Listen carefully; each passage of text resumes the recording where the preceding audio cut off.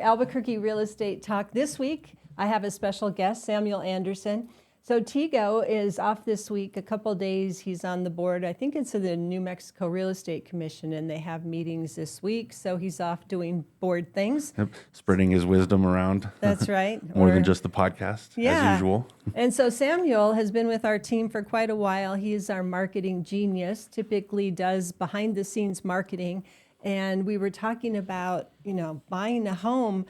And you said you've never bought a home before. Well, yeah, I'm the perennial renter, so I've never even really looked into the process because it's just never been on my plate or even a consideration. And then you work for so long and you realize, wait, maybe there is a chance that I could do something like that because no one wants to be stuck paying somebody else's mortgage. Yeah, and we get that a lot. We get people who say, I don't even know where to start, so I'm not even asking the question, right? They just assume that they can't be a home buyer. So we're going to go through some of those thoughts, and maybe in the end you'll have a different idea about it. Perfect. So Sam's a marketing pro, never bought a house, and so we're going to walk through the process with questions and perspectives of a first-time buyer, and maybe it'll help you in case you've wondered if you would be able to be a buyer. So Sam, you're the marketing guru behind Venturi Realty Group. And, I assume your mindset is usually from that lens towards buying a house. What is that about for you?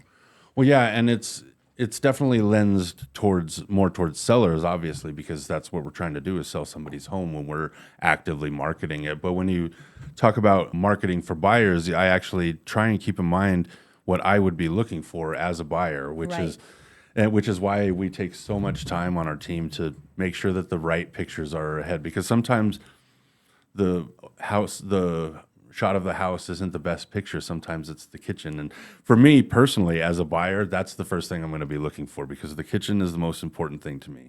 Because I was a cook for 20 years before I came marketing. So I need a restaurant. Everybody loves to make the joke about the chef's kitchen. That's what I look for. So it's definitely marketing should be channeled to both. So what I'm hearing you say between the lines is the photos really matter, and how we market a house to the buyers is really important because what you look for is maybe first you go to the photos and then maybe you read the description and the remarks and find out if the rest works for you. Right, exactly. Okay. So let's start at the beginning now. We're kind of like you're a home shopper and you're getting online, but like where should we really start? Talk about what are the things that, you've been around us in real estate. What things do you feel like you don't even know how to start being a home buyer? Well, and that's where kind of this conversation came up was that because we're so heavy on the sell side, at least as far as my job goes, it's because you're around, you pick up a lot by osmosis. But for example, the very first question, I don't even really know the answer to because I've never explored it, which is how much money do I actually need to buy a home? Sure. So that's so common. We get people coming in that want to buy a house, but they don't know how much can I afford? What's my payment comfort? When you go and buy a car, they always talk in monthly payments, right? We should be talking in monthly payments also with our buyers, I suspect, because you might resonate with that versus me saying, well, you could buy a $400,000 house, Sam. You have no idea what that means as far as how much do I need to buy that house, right? What savings do I need? And what would that mean as far as a monthly payment? Exactly. Well, especially as someone who has pretty much lived in Albuquerque my whole life. And in the time since the pandemic, the prices have shifted so much. And so for me, these prices are also astronomical compared to what I'm used to. And so it's, when my mom bought her house, she put 20% down. There's that myth of that. But so to me, I'm thinking 20% down on a $400,000 house is quite a bit of money. That's $80,000. Right. And, and some of my family has bought houses for that, for less than that. So yeah. So that's myth number one, right? That I need 20% down. I know you sit through a lot of our trainings and our meetings because you use a lot of that data for your marketing. But 20% down isn't required to buy a house, right? Right. Yeah. So we had a lender in our office this week doing training, and she brought up a program that was zero out of pocket and all of the down payment, which was a FHA loan, 3.5% down, was covered by the loan in addition to closing costs. So somebody could literally buy a house with maybe $500 out of pocket, right?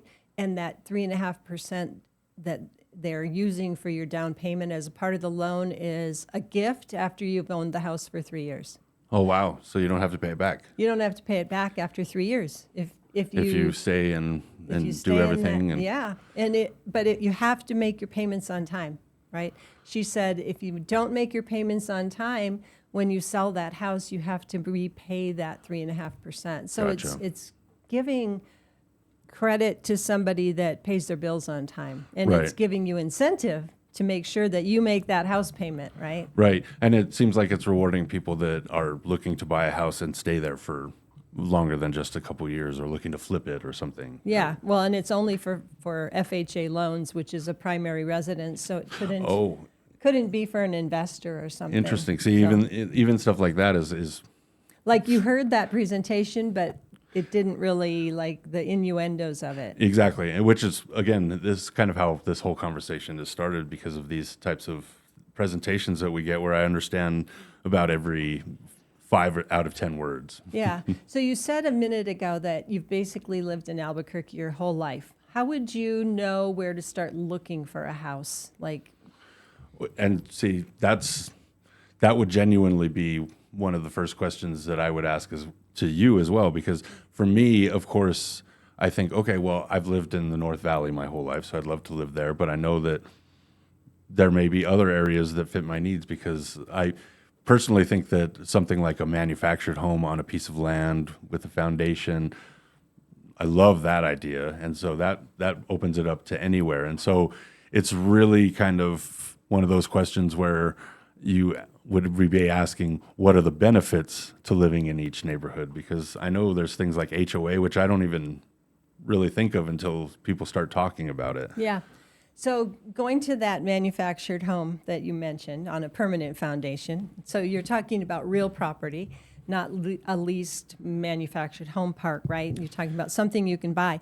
What's interesting about that to me is to hear you say that. I'm thinking to myself as the person who's going to be your consultant to help you find that place to call home that's yours. I'm thinking, is it because of the land? Do you want a bigger piece of land, or do you want to be out and away from other people?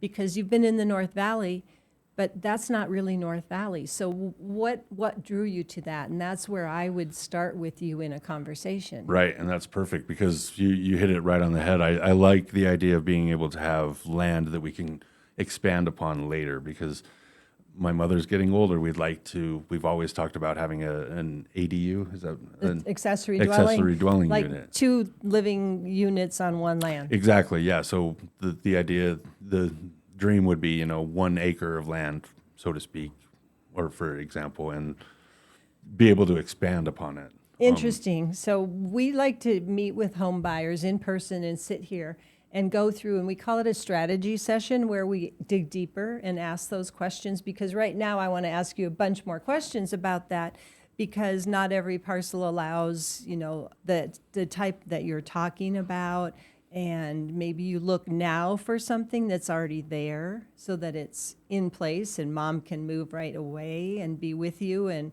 not wait until, she gets older. So there's just, that's why a buyer strategy session is so important. So we're not going to go deep right now because I know you're telling the truth.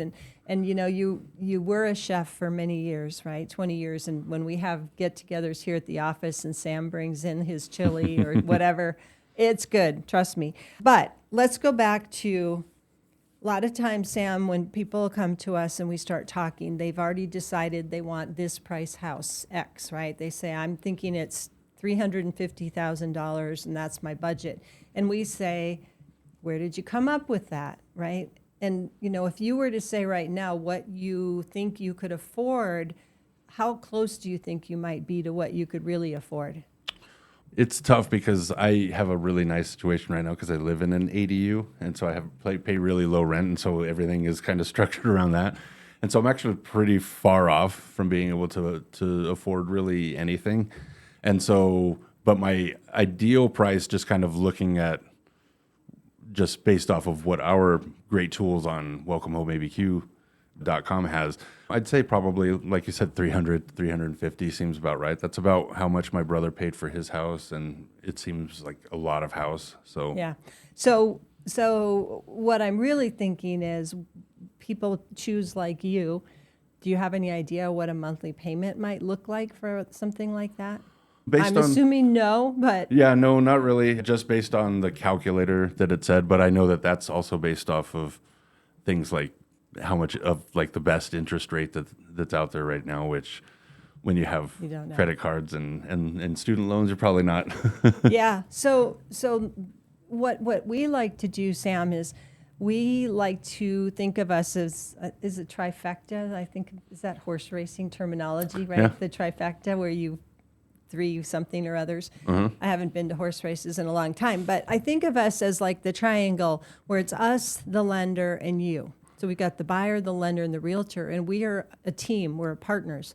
We get together, we get with the lender and you, and we talk about the strategy. We put together something. So before you even look at a house in person, you are confident. You know there's a loan program that works for you. You know what the monthly payments might be. You know if there's a homeowners association, how that might affect your monthly payment, because if it's $10 a month or $400 a month, it's going to change your monthly payment a lot. So to give you that sense of comfort, it makes sense, right, that we get with a lender to put together the plan so that you can go, okay, yes, this price is right. Let's go look at houses. Interesting. Yeah, because it's almost the opposite. The I bought a car recently, and it's the opposite. You see a house or a car that you want, and you go, oh, I want to start going for them. And then I started working to get that car, as Right. opposed to apparently it's the opposite. I wouldn't say, oh, I like that house. I need to start working to get that specific house right now, because it seems Yeah. like there's a lot that goes into it before being able to do that. It's just so much wiser as a first-time buyer if you have that knowledge of how much money am I going to need out of pocket? Do I have that money? Is it sitting in my bank account? Will I still have a buffer if the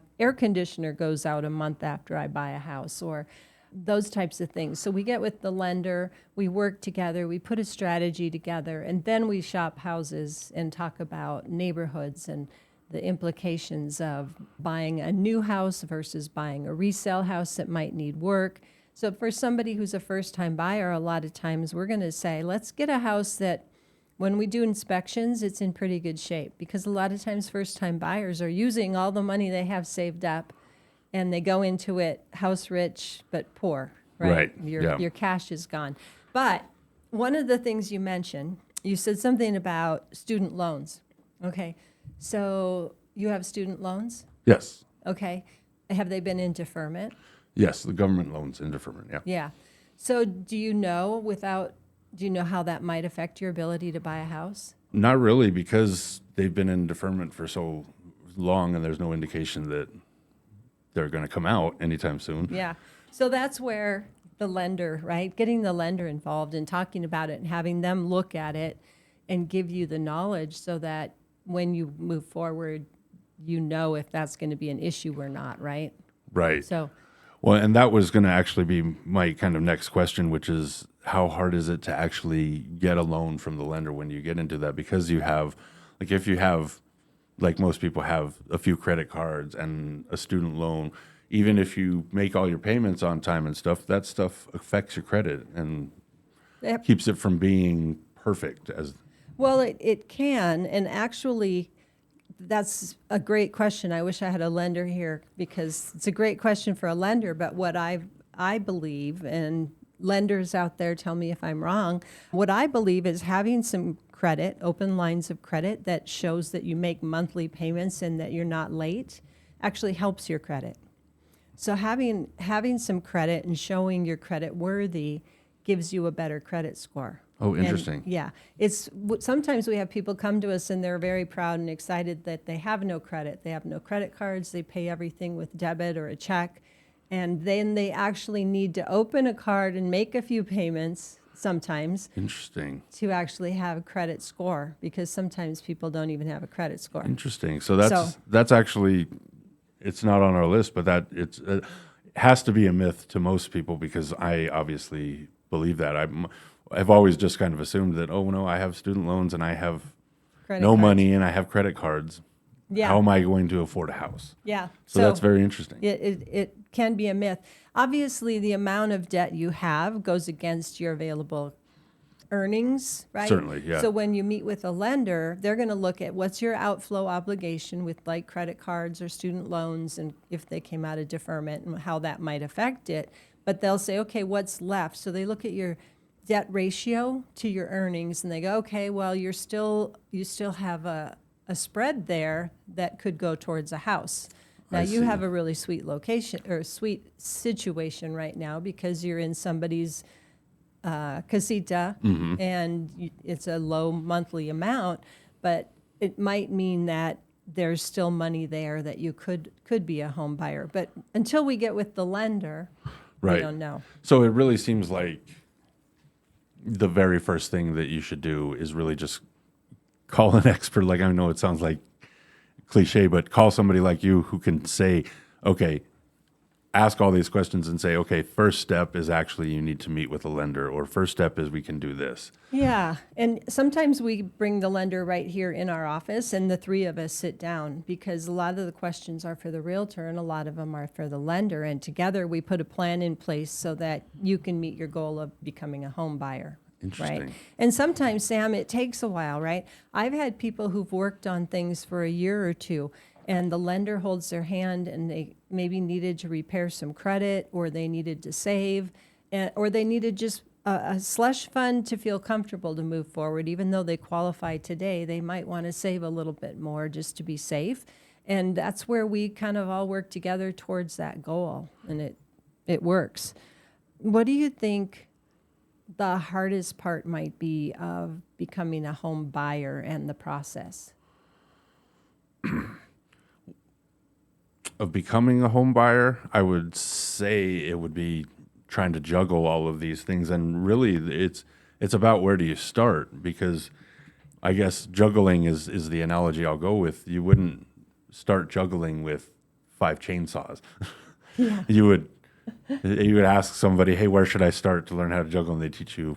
Yeah. And so in a lot of ways, I suppose that's where it is knowing where to start seems like the most difficult part, because I have no idea. Even after working here for so long, I have no idea really, other than just having a conversation with a lender, where do I start? Yeah.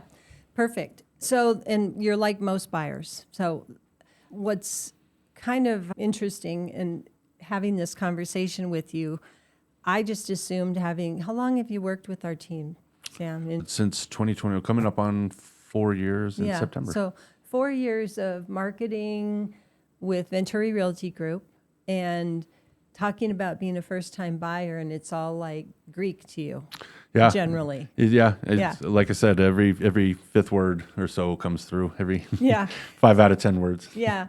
So it's interesting because we get home buyers like you who haven't been working in a real estate office, and then we're here to put that strategy session together and help them be an educated buyer. So one of the things I think that's really helpful to know as a buyer is that there are a lot of different loan programs out there, and whether it's a VA loan, like for a veteran where there's zero money down, whether you're buying maybe it is a manufactured home in a rural area, there's a USDA loan that's zero down. So all the other parts of buying the home, making sure that you can afford it, that your credit score is decent. Credit scores above 600, 620 these days qualify for buying a home for some Interesting. of those loan programs. So it's not as hard as some people might think. So after walking through some of these questions, what might have shifted for you in this conversation? I guess basically the fact that you don't necessarily have to stick to the myth of, I mean, obviously 20% down, but even with the 3% down, that still seems like an astronomical number for a lot of people. But because, as we've been talking about, there are so many programs out there, you can probably, with a little bit of investigation and again with a conversation with the experts, figure out how to find a program that's going to work for you to be able to help compensate or help supplement some of that yeah, money, yeah. or even like the program you talked about, gift you the money after 3 years. Right. So there are down payment assistance programs, and there's quite a few different ones that might help somebody get into a home.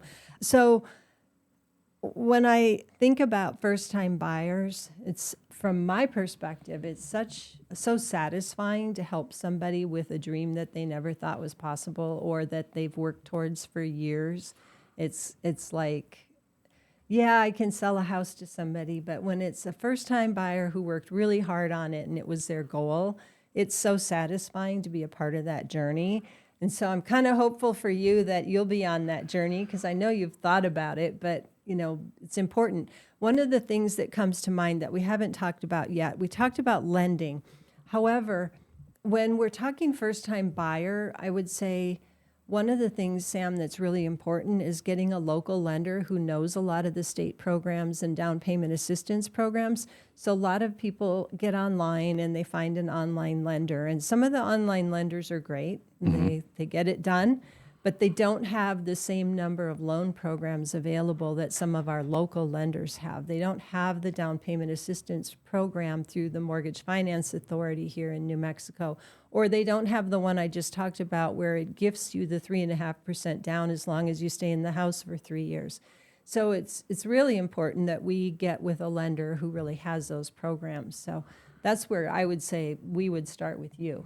Yeah, that definitely sounds like the part. But what I kind of want to shift to, just because we've kind of got we want to talk about the overall process, is when you've done the lending process and you've gone through all that and now you're looking for homes, how do you know whether or not you're overpaying? How do you know if you're making a mistake when you're buying a house that, somebody said, oh, yeah, it may have a leak in the roof, it's no big deal, or a foundation issue, oh, don't worry, it's never going to come up. How does one know? Is it just a blind, I just trust it?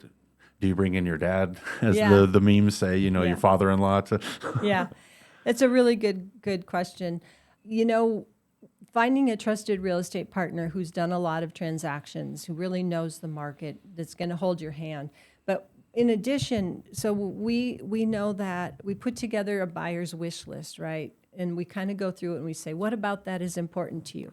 My perfect example of that is if I don't do a really great job asking you a lot of deep questions and finding out what you really mean, I'm not going to be great at helping you find the right house. So we go through it, and you might say to me, I need a fenced yard, right? Okay. And I'd go, oh, okay. And I just move on to the next question. And if I don't say, tell me how you use that, why do you need a fenced yard?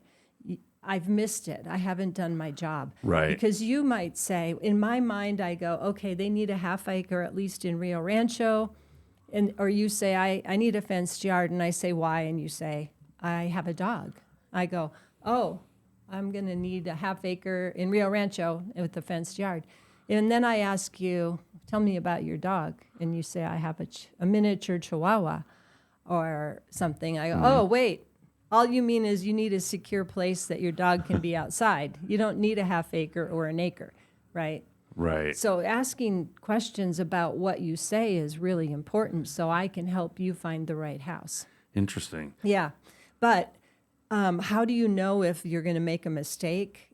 I have buyer's remorse when I buy a pair of shoes. So, of course, people are going to have am I making a mistake? Right. Right. Right. So that's where the education of the house, as you go through houses, it's really hard when the first house you see is the right house because you don't know, you don't have others to compare to. And I've made that mistake myself. Long time ago, I saw a house in Dietz Farm in the North Valley, and it backed against the ditch, and it was the coolest house I'd ever seen, and it seemed like it was really high priced at the time. This was back in the 90s, Okay. so it was considerably less than today. And it was just the best house ever, but it was the first house I saw. And so, of course, it sold while I was looking at other houses to understand that that was the best house, and I missed it. And I still to this day regret that I missed that house. Interesting. So sometimes it is the first house, but it's good if in the market, go see 5 or 6 houses at a time. Don't just choose one. Have the realtor help supplement, because we know different neighborhoods that you might not know. And if you get online and you're on our website and you go, oh, I want to see this house and that house, there might be one down the street that's much nicer, and we're going to help you find it, right? Right. And then once you find the right house, so a lot of times you walk in and you have a list of must-haves. I have to have a 2-car garage. I have to have a fenced yard. It has to be 1 story. It has to have a main floor bedroom with a full bathroom. We walk into a house and you go, oh my gosh, I love this house. Usually buyers in 10 seconds love the house, and they're like, this is the house. Stop the car, stop the presses. This is it, right? And it doesn't have a fenced yard, and it doesn't have a 2-car garage. Nothing that but they there's needed, but- something about it that it spoke to you. So Interesting. we work on getting you that house. We negotiate it. We put an offer together based on what the lender says works for you, and we strategize, and we do an offer. Let's say you get it accepted. Then the next step is inspections. Okay? Gotcha, So we're yeah. going to work with you as a home buyer to put together what inspections make sense for that house. And typically those inspections are on your dime, so that's where you would need a little bit of money, because most of those providers want to be paid right then and there, not Right. at closing. And so we do some inspections. Yes, you can bring your father-in-law. Typically, they're very concerned for you, and they're overly concerned of every little thing because they're Right. trying to protect you, right? So we have to be careful about that. It's not their dream, it's your dream. And so sometimes you have to overrule what they think. Right. But we get those inspections. You get to talk to the inspectors. You can look at the reports because they provide written reports after the inspection. Usually it takes a day or so to get those written reports. We sit down, we go through the reports, we go, what's important to you? And from a realtor perspective, we're going to say, hey, this is concerning to me. Maybe it's the roof or something. We say, let's get an expert roofer. Let's do another inspection. Let's have somebody who really is an expert look at it and let you know if it's something you should be concerned about or something we need to ask the seller to replace or repair, or if it's a deal breaker. And maybe it's not the right house for you after you do your inspection. So we have that opportunity. Interesting. Wow, that actually answers one of my main questions, which is because I obviously know a lot about what we do on the selling side, but that puts a lot into perspective of how much work a realtor or one of our brokers does on the buy side, more so than just the myth of, oh, they just go to an open house and wait for somebody to say, oh, I like this house, and they sold it. Yeah. So interesting. Actually, the negotiation of the offer, I think, is where we really shine as a broker in our ability to get an offer structured that works for you and works for the seller. And those inspections and the negotiations that come up regarding inspections are another thing where the realtor their skills are pretty important. And it's not on the thing, but I just thought of it. Can you give us any kind of example of some like interesting negotiation that has had to happen on the buy side that maybe was outside of the box or a clever way to kind of get the deal done? Well, we have one that is happening today. Oh, really? So I'm going to go to that one. We have a home where the seller isn't able to make good decisions anymore. Oh, okay. And at an age where they have some issues. So they're moving, they're going to go to assisted living, and in the inspections, things came up and the seller just wasn't able to deal with them. And so as a part of that negotiation, instead of fixing a few things, they left some furniture. And interesting. it's interesting because the furniture is not real property, so it's not a part of an appraised value, but they're leaving beautiful living room, bedroom, things in the kitchen, because of course they're going to someplace much smaller. So the trade-off there was, we'll leave some of these things for the buyer who was moving from apartment to a big house and had none of these things. Oh. You know, they kind of had their college dorm room things in their apartment. And so Interesting. they're getting really beautiful furniture as a part of the deal. Oh, wow. Yeah. So that's a perfect example then, because when someone who's not part of the process hears negotiations, you picture the cartoon version of it, $2,500, no, $2,000, Yeah. the Pawn Stars thing. Yeah, that's It's fun. interesting to do I didn't even consider that you could It's do unusual. stuff like that. Yeah, it's not Interesting. normal. It Right. just happened to work for this particular client and for the buyer.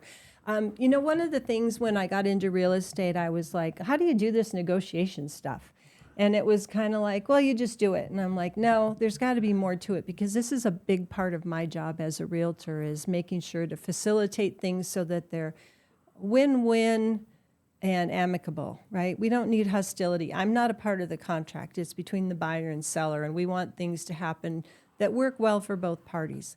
So I went to 3 days of classes called Certified Negotiation Expert Training. So I'm a CNE. And honestly, it was the best 3 days I've spent in studying real estate. Now, I've been to conferences all over the country. I've even been in Mexico for real estate conferences, right? But that certified negotiation training was so good. And the biggest takeaways is it's really about communication, talking with your client, talking with the other realtor, finding out what's important, making sure they understand. So if I'm going to send over an offer that's maybe a little low, I might say, hey, I understand it's a little low. This is what works for my client, and we don't mean to offend your seller. We just want to give them the opportunity to sell, because if we don't even make the offer, they don't have the chance. Right. So it's sort of, the communication piece is huge in negotiating, and there's a lot more to it, but I'm just going to say, having worked on the team and been a part of over 4,000 buyers and seller transactions over the last 20 plus years, there's a lot to it that makes things go better for everybody. Interesting. So it's not the way that they portrayed in the movies, where it's hostile negotiations. No. And it's not like Selling Sunset or the People of New York, or Right, yeah. any of that. Speaking of, With Amy, who used to be on our team, was in the background in some of those shows and in New York City. And she was like, yeah, it's all made up. And I'm like, of course it is. The things they say, you can't say in real estate. You wouldn't make those decisions. It's reality. Right. Well, and it's interesting because that's probably what most people, that's their perception of real estate, Yeah. which does tend to scare people off, because who wants to deal with that kind of stuff? Yeah, exactly. All right, Sam, I think we've covered the big topics of, being a first-time home buyer. I hope that after kind of going through this, you've got some different thoughts about the process. Definitely. Yeah. It's definitely given, okay, I know where to start now. I know kind of like how to start the road to being a homeowner, because that's the thing, is that Tego says it all the time. We say it all the time. It's still the best way to start building wealth in this country. And at some point you have to decide that, okay, I'm going to do that. Yeah, and we all want it for you, Sam. Everybody on the team's always saying, Sam, you should buy that one. Yeah, right? Exactly. Yeah. Exactly. So we do have open houses this weekend. We do have some homes newly listed on the market. So just jump on our website, welcomehomeabq.com, and you can see that in the open house tab or in the newly listed section. Sam's our marketing genius. He's the one that puts it all together, makes sure that we do a great job for our sellers and buyers, because what you put out there is really what the buyers see. Right. Yeah. Yeah. That's what I'm starting to realize. It's Yep. Until next marketing time. from both. Yeah. We'll see you next time. Hope you have a great day. Bye.